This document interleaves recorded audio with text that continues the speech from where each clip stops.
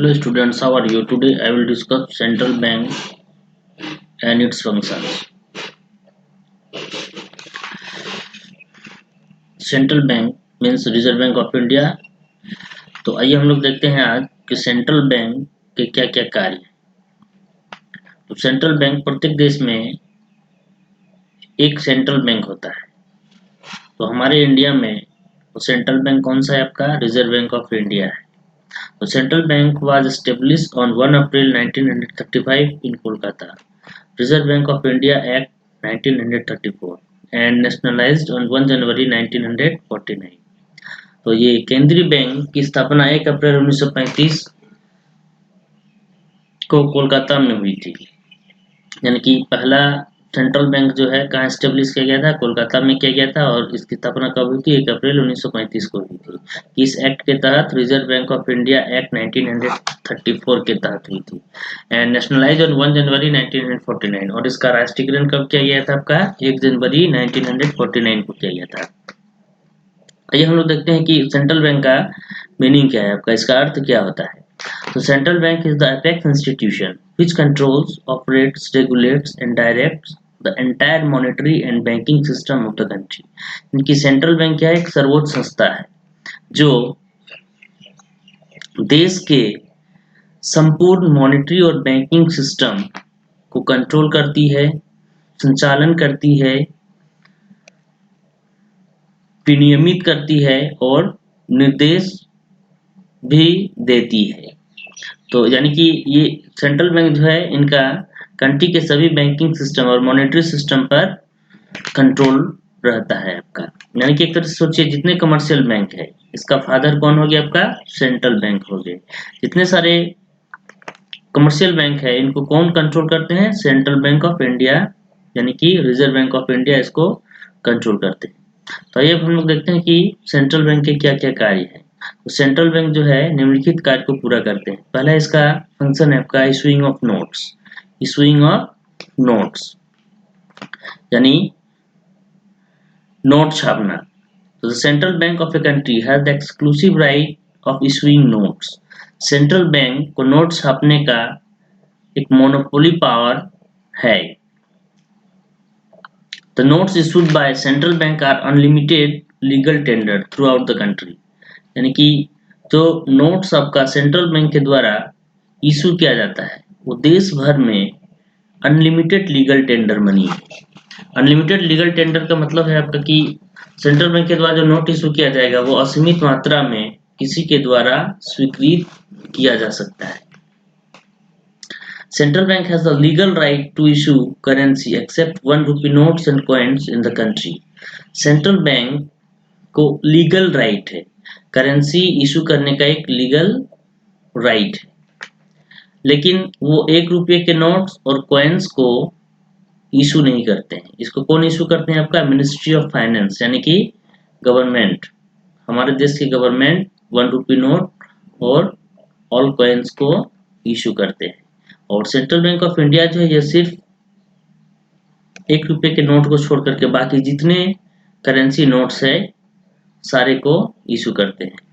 So the central bank controls money supply in the country. तो जब ये central bank जो है ये हमारे कंट्री में करेंसी इशू करते हैं तो स्वाभाविक है कि इस बैंक का, केंद्रीय बैंक का हमारे देश में मनी सप्लाई पर कंट्रोल रहता है। यानी कि हमारे देश के मनी सप्लाई को केंद्रीय बैंक कंट्रोल करते हैं। तो central bank issues currency on the basis of minimum reserve system. तो देखिए सेंट्रल बैंक जो है करेंसी इशू करते हैं। इस करेंसी इशू करने का कुछ नियम होगा, कुछ आधार होगा आपका। ये किस आधार पर नोट इशू करती है? Minimum reserve ratio system, minimum reserve system के आधार पर।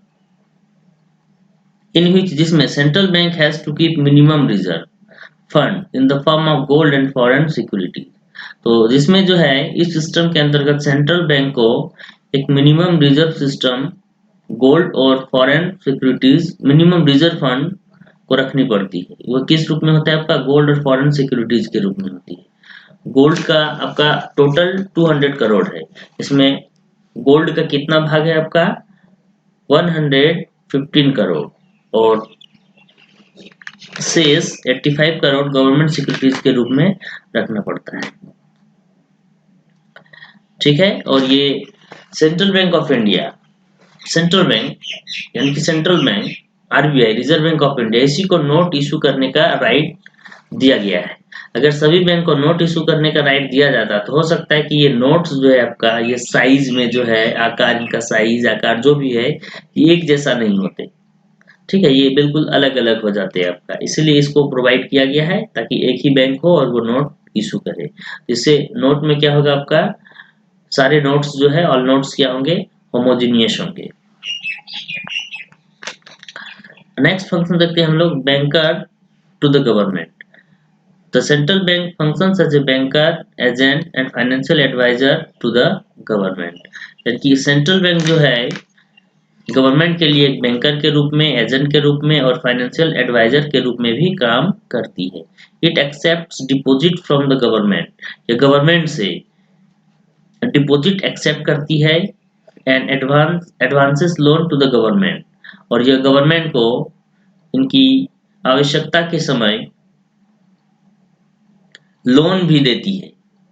It maintains accounts of government transaction, और ये गवर्नमेंट ट्रांजेक्शन्स के अकाउंट्स को भी मेंटेन करती है और submits the details to the government from time to time, और ये गवर्नमेंट के डिटेल्स को समय समय पर जमा भी करती है।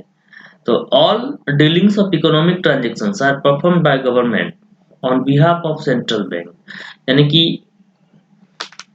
All dealings of economic transactions are performed by government, जितने भी इकोनॉमिक ट्रांजेक्शन, जैसे कि इकोनॉमिक ट्रांजेक्शन, तो इकोनॉमिक ट्रांजेक्शन के जितने डीलिंग्स होते हैं तो सभी डीलिंग्स को गवर्नमेंट के द्वारा किया जाता है। किस ओर से, सेंट्रल बैंक ऑफ इंडिया की ओर से, गवर्नमेंट की ओर से, गवर्नमेंट के द्वारा इकोनॉमिक ट्रांजेक्शन के डीलिंग्स को परफॉर्म किया जाता है आपका। It advises to the government on the different economic policy, और सेंट्रल बैंक आपके गवर्नमेंट को डिफरेंट इकोनॉमिक पॉलिसीज पर एडवाइस भी देती है, जैसे कि हो गया आपका deficit financing, devaluation, foreign exchange etcetera. तो यहाँ देखिए आपका डिफिसिट फाइनेंसिंग, डिफिसिट फाइनेंसिंग क्या है, यानी कि जब आपका गवर्नमेंट एक्सपेंडिचर, गवर्नमेंट रिवेन्यू से ज्यादा हो जाएगा तो इसको क्या कहा जाता है, डिफिसिट फाइनेंसिंग कहा जाता है। तो यानी कि जब एक्सपेंडिचर ही आपका रिवेन्यू से ज्यादा होगा तो इस सिचुएशन में सेंट्रल बैंक ऑफ इंडिया नए नोट छापेगी गवर्नमेंट के लिए। नेक्स्ट है आपका डिवैल्यूएशन। डिवैल्यूएशन का मतलब हो गया आपका अवमूल्यन, यानी कि reduction in the value of domestic currency, reduction in the value of domestic currency in terms of foreign currency. चलिए डिवैल्यूएशन क्लियर हो गया आपका। फॉरेन एक्सचेंज, ये फॉरेन एक्सचेंज क्या है आपका, तो foreign exchange refers to sum total of stock, sum total of stock of foreign currency and securities and bonds issued by the foreign government or corporates, यानी कि फॉरेन एक्सचेंज में वे सारे क्या जाते हैं, इसमें क्या इंक्लूड रहते हैं आपका, फॉरेन करेंसीज को स्टॉक करके रखता है, फॉरेन करेंसीज और सिक्योरिटीज और बॉन्ड्स भी इसमें आ जाते हैं। ये सिक्योरिटीज और बॉन्ड्स उसके द्वारा इशू किया जाता है, फॉरेन गवर्नमेंट और कॉर्पोरेट्स के द्वारा किया जाता है। तो ये दोनों जो आपका ये दोनों आपका फॉरेन करेंसीज और securities and bonds issued by foreign government और कॉर्पोरेट्स फॉरेन एक्सचेंज के अंतर्गत आ जाते हैं। Next third, bankers bank and supervisor. Central bank performs the function of a banker to the commercial banks in the country. ये central bank जो है आपका हमारे कंट्री में कमर्शियल बैंक के बैंकर के रूप में भी कार्य करता है। It has almost the same relation with all other bank, यानी कि इसका सेंट्रल बैंक का अदर बैंक के साथ, जैसे कि कमर्शियल बैंक हो गए और अदर भी बैंक हो सकते हैं, इनके साथ सेम रिलेशन होता है, जैसा कि एक कमर्शियल बैंक का अपने कस्टमर के साथ होता है। तो central bank accept deposits from the commercial bank, central bank क्या करते हैं, कमर्शियल बैंक से डिपॉजिट को एक्सेप्ट करते हैं and provides loan to them, और उसे लोन भी प्रोवाइड करते हैं। It is the custodian of the cash reserve of the commercial bank, और ये सेंट्रल बैंक जो है आपका कमर्शियल बैंक के कैश रिजर्व का क्या होता है आपका कस्टोडियन होते हैं, यानी कि संरक्षक होते हैं। It provide centralised clearing house facility to commercial bank, और यह centralised clearing house facility commercial bank को देते हैं। It settles the claims of various banks against each other with least use of cash, और ये क्या करते हैं आपका वेरियस कमर्शियल बैंक के क्लेम्स को सेटल करते हैं इनके विरुद्ध each other with least use of cash. क्योंकि देखिए सारे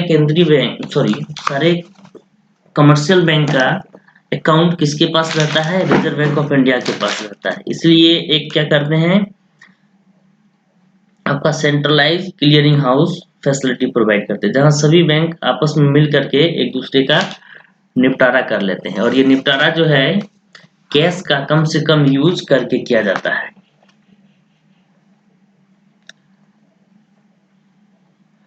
तो इसमें जो है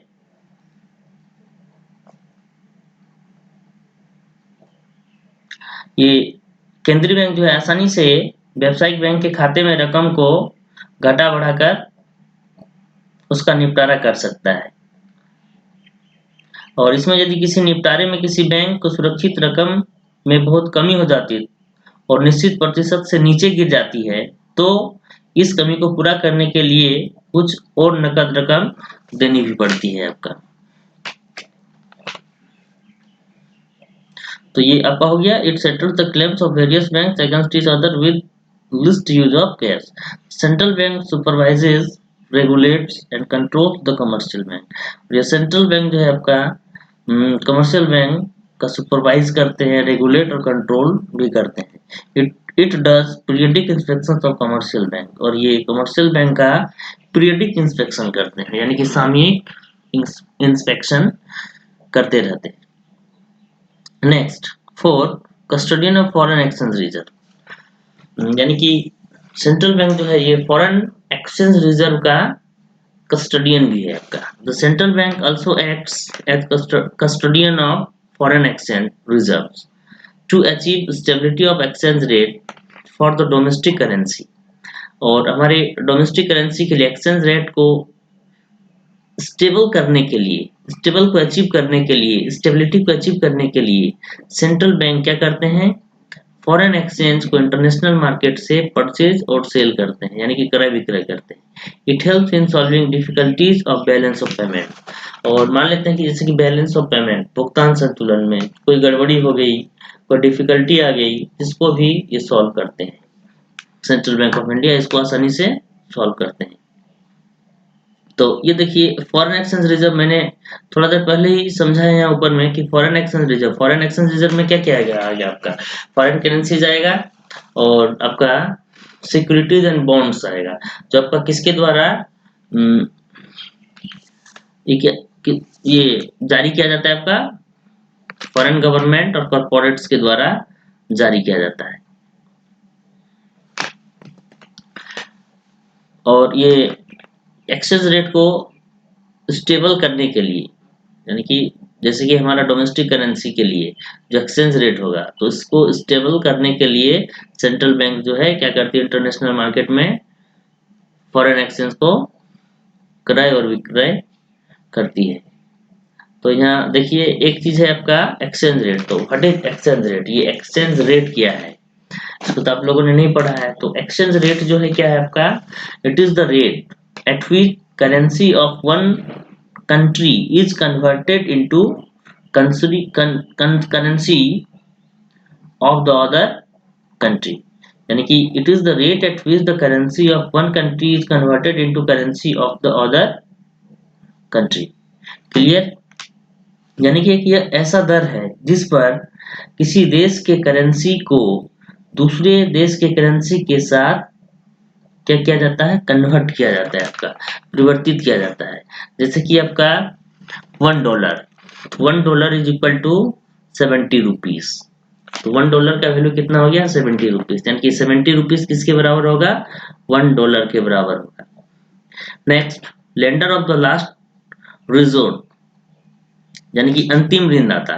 the central bank performs the function of lender of the last resort, If a commercial bank fails to get their financial requirement from other resources, यदि commercial bank उनके financial requirement को अदर रिसोर्स से पाने में असफल हो जाते हैं, तो they can as a last resort approach to the central bank. तो अंत में वे किसके पास पहुंचते हैं? सेंट्रल बैंक के पास पहुंचते हैं for loans and advance, loan और एडवांस लेने के लिए। The central bank gives loan to such a bank against approved securities. और तब सेंट्रल बैंक जो है ऐसे बैंक को लोन प्रोवाइड करते हैं, किसके विरुद्ध? Approved securities. ठीक है आपका, यानी कि स्वीकृत प्रतिभूतियों के विरुद्ध सेंट्रल बैंक कमर्शियल बैंक को लोन देते हैं। तो जैसे कि ऐसा भी हो सकता है आपका, जैसे कि कमर्शियल बैंक कभी कभी इनके पास जो है ये कैश रिजर्व नहीं है, लोगों को क्या लोन दे वो। तो इस सिचुएशन में, यानी कि क्राइसिस चल रहा है कमर्शियल बैंक में, तो इस सिचुएशन में कमर्शियल बैंक किसके पास से लोन ले सकता है? सेंट्रल बैंक से लोन ले सकती है। ठीक है, नेक्स्ट कंट्रोल ऑफ क्रेडिट। अब इसका लास्ट फंक्शन है आपका, अंतिम फंक्शन है आपका कंट्रोल ऑफ क्रेडिट, यानी साख का नियंत्रण करना। The most important function of the central bank is to control the supply of credit in the economy. तो सेंट्रल बैंक का सबसे महत्वपूर्ण कार्य अर्थव्यवस्था में सप्लाई ऑफ क्रेडिट को कंट्रोल करना है। क्रेडिट कंट्रोल मीन्स इंक्रीज और decrease in the volume of credit money in accordance with monetary requirement of the country. देखिए क्रेडिट कंट्रोल का मीनिंग क्या हो गया आपका? ये वॉल्यूम ऑफ क्रेडिट मनी जो है इसको इंक्रीज और डिक्रीज करना, और ये इंक्रीज डिक्रीज किसके अनुसार होगा आपका? मॉनेटरी कंट्री में मॉनेटरी रिक्वायरमेंट के अनुसार किया जाता है। The central bank needs to control the supply of money to face the situation of inflation and deflation. Central bank को supply of money को control करना पड़ता है, किस सिचुएशन में? इन्फ्लेशन और डिफ्लेशन के सिचुएशन में सप्लाई ऑफ मनी को कंट्रोल करना पड़ता है। यानी कि इकोनॉमी में इन्फ्लेशन डिफ्लेशन के सिचुएशन से लड़ने के लिए सेंट्रल बैंक को सप्लाई ऑफ मनी को कंट्रोल करने की आवश्यकता होती है। तो ये inflation deflation, what is inflation? Inflation का मतलब क्या हो गया आपका? It refers to increase in price level, it refers to increase in price level and decrease in the value of money. Deflation, deflation just इसका इन्वर्स है आपका। Deflation refers to decrease in price level and increase in the value of money। तो समझ में आ गया? Inflation का मतलब क्या हो गया आपका? सामान्य कीमत स्तर में वृद्धि और मुद्रा के मूल्य में कमी। और डिफ्लेशन का अर्थ क्या हो गया आपका? जस्ट इसका उल्टा हो जाएगा आपका, सामान्य कीमत स्तर में कमी और मुद्रा के मूल्य में वृद्धि। ड्यूरिंग इन्फ्लेशन, अब देखते हैं कि इन्फ्लेशन के दौरान सेंट्रल बैंक क्या करेगी मनी सप्लाई को? The central bank has to reduce supply of money, यानी कि मान लेते हैं कि कंट्री में इन्फ्लेशन का सिचुएशन है, इस सिचुएशन में central bank supply of money को क्या करेंगे? रिड्यूस करेंगे, इससे इन्फ्लेशन कंट्री में घटेगी। ऑन द अदर हैंड, दूसरी ओर ड्यूरिंग डिफ्लेशन, डिफ्लेशन के दौरान the central bank has to increase the supply of money. Deflation के दौरान सेंट्रल बैंक क्या करेगी? इकोनॉमी में कंट्री में सप्लाई ऑफ मनी को इंक्रीज करेंगे ताकि सभी के हैंड में मनी जा सके। इससे क्या होगा आपका? डिफ्लेशन घटेगी। टू कंट्रोल ऑफ क्रेडिट, यानी क्रेडिट को कंट्रोल करने के लिए the central bank uses two measures of instrument, central bank two measures उपाय या यंत्र का यूज करते हैं।